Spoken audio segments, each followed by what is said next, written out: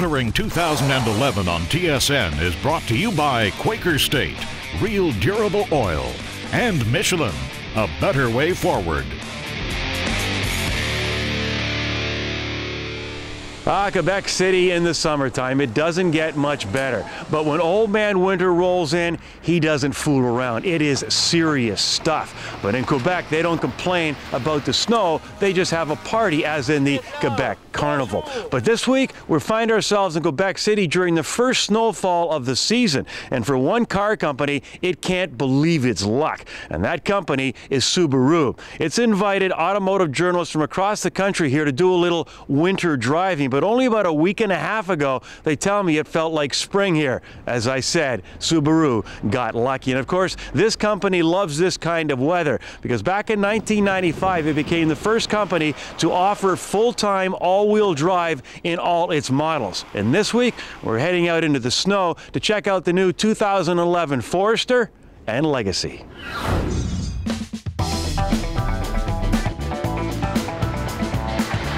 I think in the case of the Forester, the market's caught up with them. The Forester has always been the compact crossover. They didn't call it a compact crossover when it was introduced, but now you're seeing this is the kind of car that a lot of Canadians want. Every car company now is in this compact crossover segment. So being first in this particular case has been an advantage for them. They've basically just tarted up the Forester a little bit. What I do like is the fact they've put in the new twin-cam engine. You don't get much more power, but what you do get turns up for work a little earlier. So it just gives it a crisper overall feel. Our product is appealing to a broader range of Canadians. In fact, back in 1995, we sold just over 4,000 vehicles. This year, we're on track to sell over 27,000 vehicles. That's a dramatic increase. And just looking at 2008, 2009, and 2010, we're the fastest growing Japanese manufacturer in Canada. I just think that the popularity of them over the last couple of years, they talked about the sales numbers going up. I think, it's a testimony to the product that it's a good product. More people are coming on board, and they started the all-wheel drive long before it was the fad. I've long held the opinion that Subaru's produced the best all-wheel drive system there is. Audi's is another good system, but Subaru, and especially the ones that are married to the automatic transmissions, the reason they're so good is because they're proactive. The advantage to the proactive nature is anytime you have a reactive system like the RAV4 or the CR-V, you've got to lose control before you get control. With the Subaru system, it does everything beforehand, so you don't lose control, you maintain control.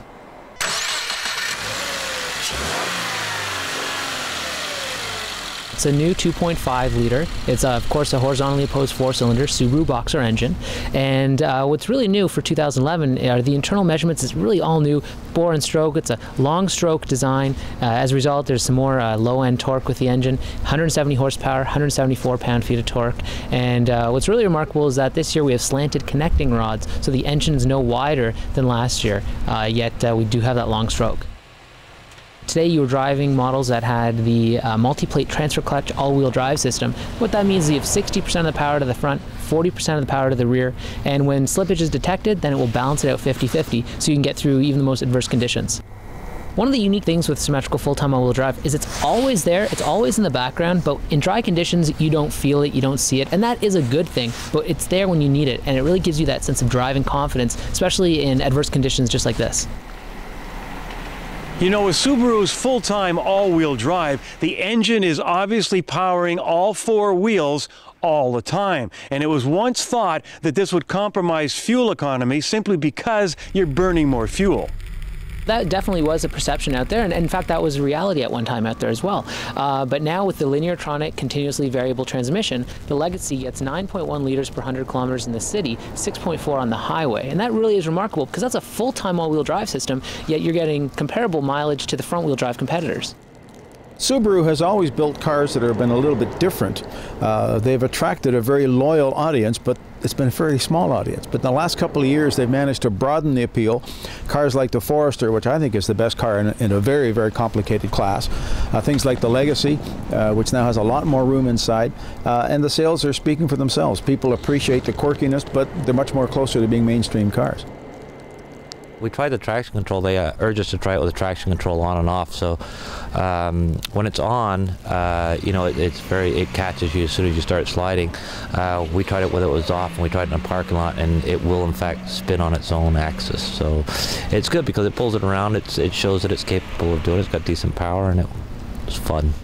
The Forester we drove this morning, I mean, it's a nice small sport utility that, you know, it's got decent power, it's got good grip, the interior is nice, it's got a lot of room, and I think for people that live maybe a little bit out of the city, this is a great car for them. All the way up through to the Tribeca, there's really something for a lot of Canadians, and especially by having all-wheel drive on all models, you know, nobody's going to lose out. Really, safety's not an option with Subaru, and all of our vehicles are very well equipped with a variety of features, including safety features as well. Finally, a sliver of logic, a ray of hope in the future of electric cars. More later on Kenzie's Corner.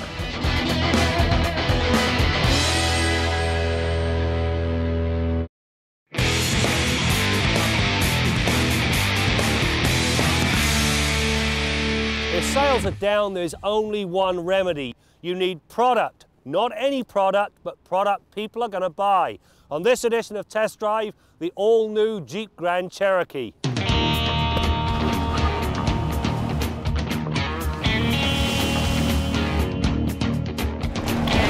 In the SUV world, the Jeep Grand Cherokee has ruled the roost for many years, and simply because it brings a balanced blend of on-road manners and off-road tenacity. However, the outgoing model was beginning to show its age.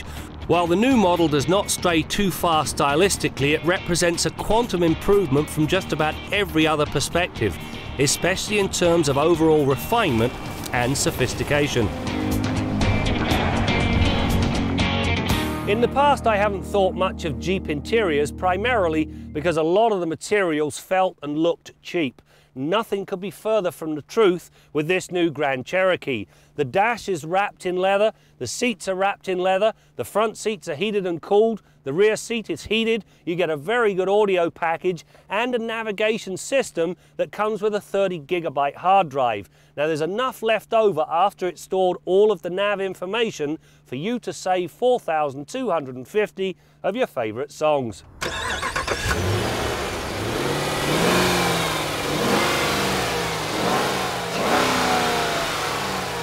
The Tester arrived with a 5.7-litre V8. It dishes out 360 horsepower and 390 pound-feet of torque, which is enough to motivate the Grand to 100k in 7.1 seconds. It also features Jeep's multi-displacement system. This extension helps fuel economy by shutting down 4 of the 8 cylinders whenever the loads are light. This engine works very nicely, but having driven the new Pentastar V6, I would stick with it unless towing capacity is a priority.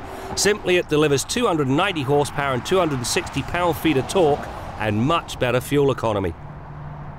Around at the back of the Grand Cherokee, there's some good things going on. First of all, the rear window opens independently of the tailgate, and when you access the back end, you'll find 35 cubic feet of cargo space with the seats in the upright position and 68.7 with them folded flat.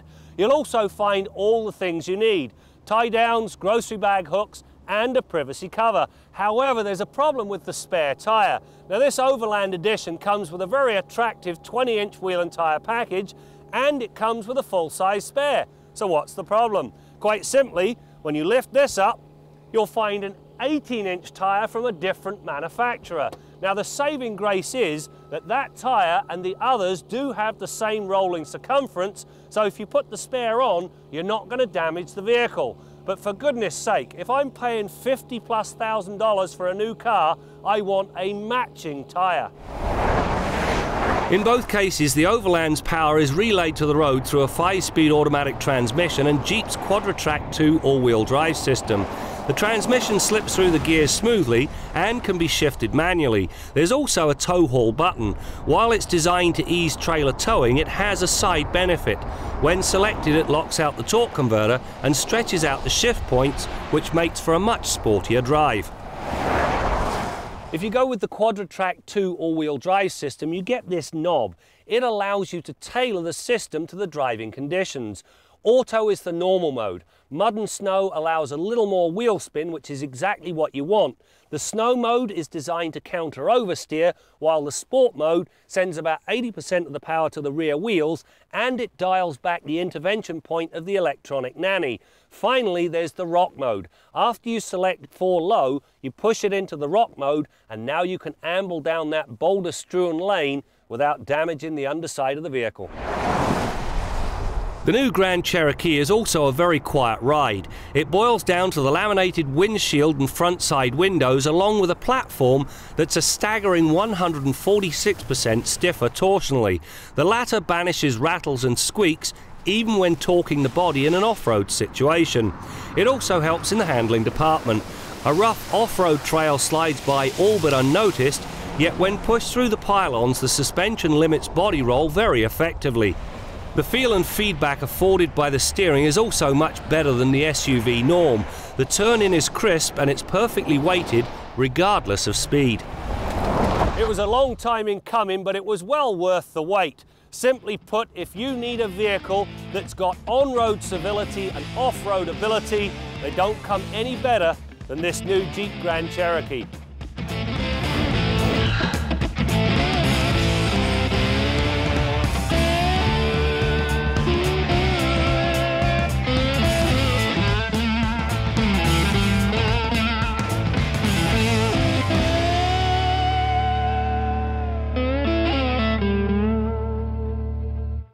These are the two newest members to the Motoring Long-Term Garage, the Suzuki Kizashi and the Kia Forte 5-door. Now, these are two companies that are desperate to get on your shopping list. There are also two companies, as we'll discuss in a future program, that are going in different directions. For Kia, the Forte lineup is now complete, with the 5-door joining the sedan and the coupe in the showroom.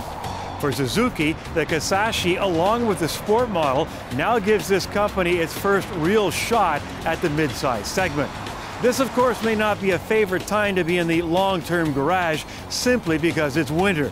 But hey, how often do people ask, what's that car like when it gets cold and miserable outside? Well, we hope to find some answers to those questions over the upcoming months. For most Chinese, pedal power is still the mainstay of getting from point A to point B. But the times, they are indeed changing, and changing rapidly. For the second year in a row, China has eclipsed the United States in overall vehicle sales. It's believed that total sales in China by the end of the year will top 18 million. That's up 36% over last year. Foreign import sales have also been on the rise, aided by tax incentives that were phased out at the end of 2010, but that has not dampened demand. 30,000 new registrations took place for the first week of December, and on the first day of the new year, over 53,000 Chinese applied for a driver's license in the city of Beijing. Make sure you check out motoringtv.com. We've been testing cars for almost a quarter of a century, and you can take a trip down memory lane in the extensive motoring archives. We've got a photo gallery, and of course, the blog dogs, who look at the good, the bad, and the ugly in the automotive industry. And join us on Facebook for the total motoring experience.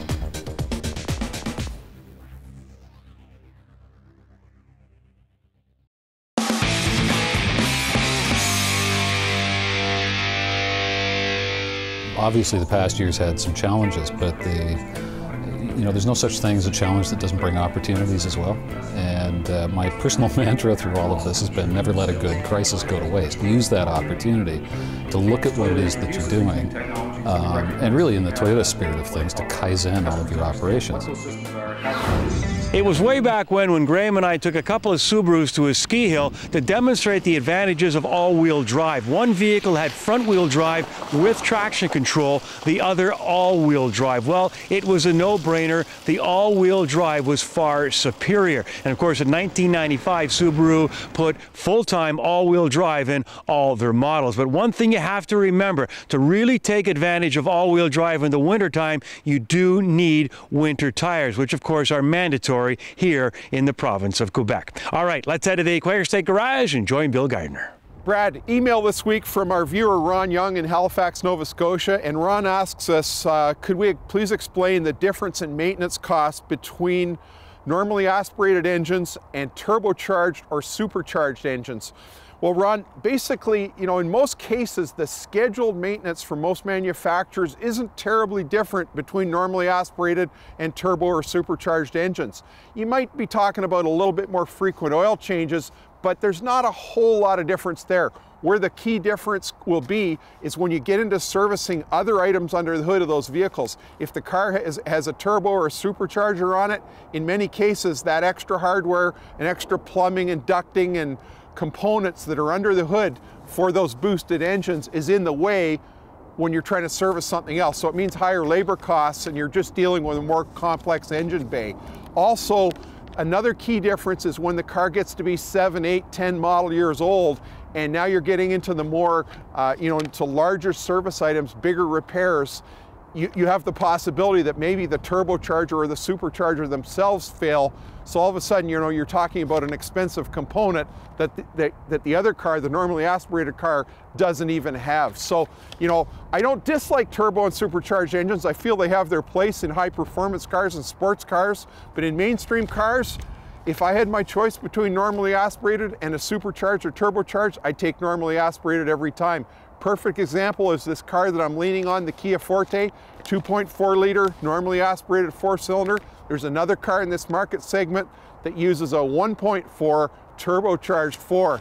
I know which one I'd want to own when it's 10 years old, and that's this one, the normally aspirated engine. Not just this brand, just normally aspirated in general versus supercharged or turbocharged. You're going to save money over the long haul, that's for sure. Till next week, I'm Bill Gardner for Motoring 2011.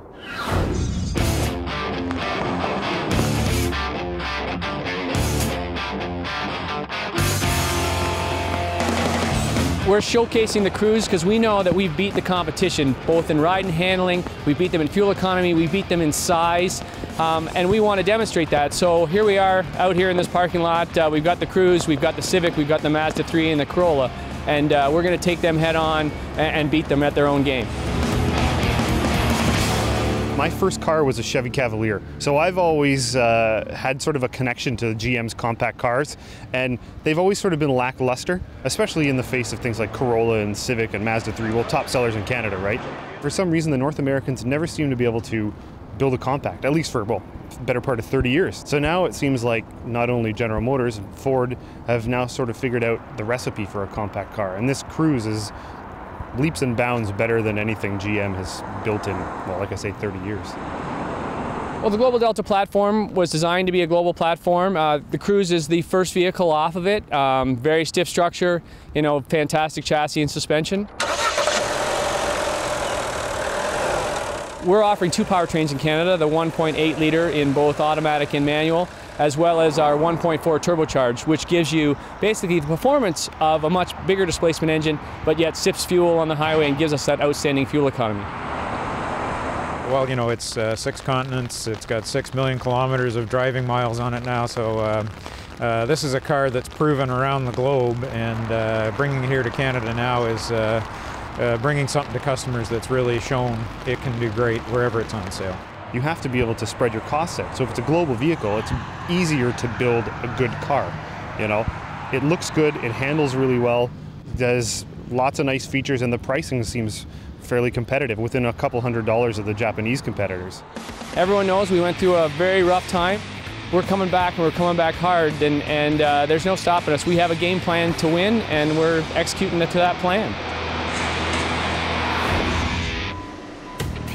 I get just as nervous as I did the first day. I mean, you're being criticized and, they're standing over you and there's a clock ticking, and here it's completely unknown. And 90% of the time it's stuff that you've never ever seen, faults that you've never encountered. So really it comes down to just your pure diagnostic ability.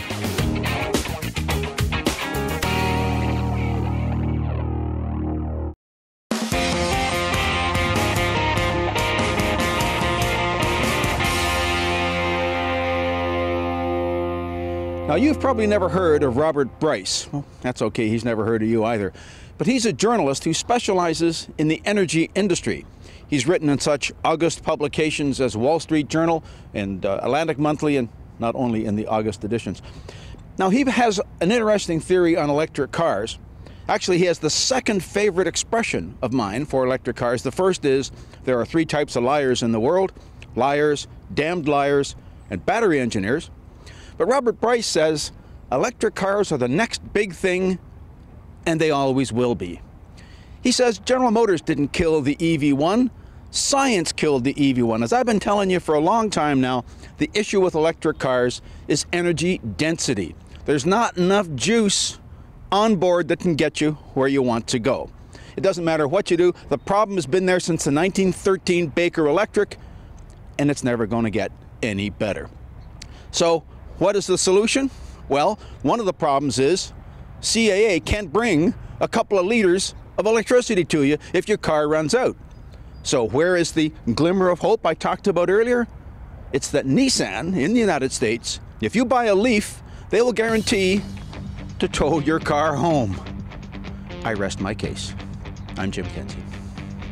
Well, the first snowfall of the year is still coming down here just outside of Quebec City, but what a golden opportunity for Subaru to demonstrate its symmetrical, full-time, all-wheel drive to the Canadian media. And one thing about Subaru, it made a commitment to all-wheel drive way before it was even a twinkle in the eyes of other car manufacturers, and they have stayed with it. As for the Legacy and the Forester, what can you say? 2 very competent vehicles. Nothing sexy about them, but they get the job done. The other thing I like about Subaru, they did not jump on the crossover bandwagon. The Forester was, is, and always will be a station wagon, and they're not making any excuses. How about that? Before we go, make sure you check out motoringtv.com. We've got about 24 years of archives. We've got the blog dogs, and also join Facebook for the total motoring experience. That's it for now. We'll see you next time out as we continue to bring you more stories about cars and the people who drive them.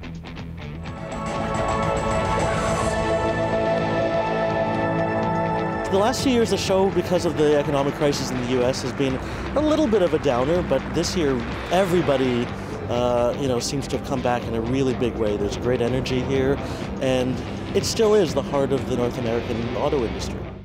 And next week, we head to Motor City to check out the who's who of the automotive world as we visit the North American Auto Show in Detroit City. But that's not all. A little later on, we'll also announce Motoring's Car of the Year for 2011.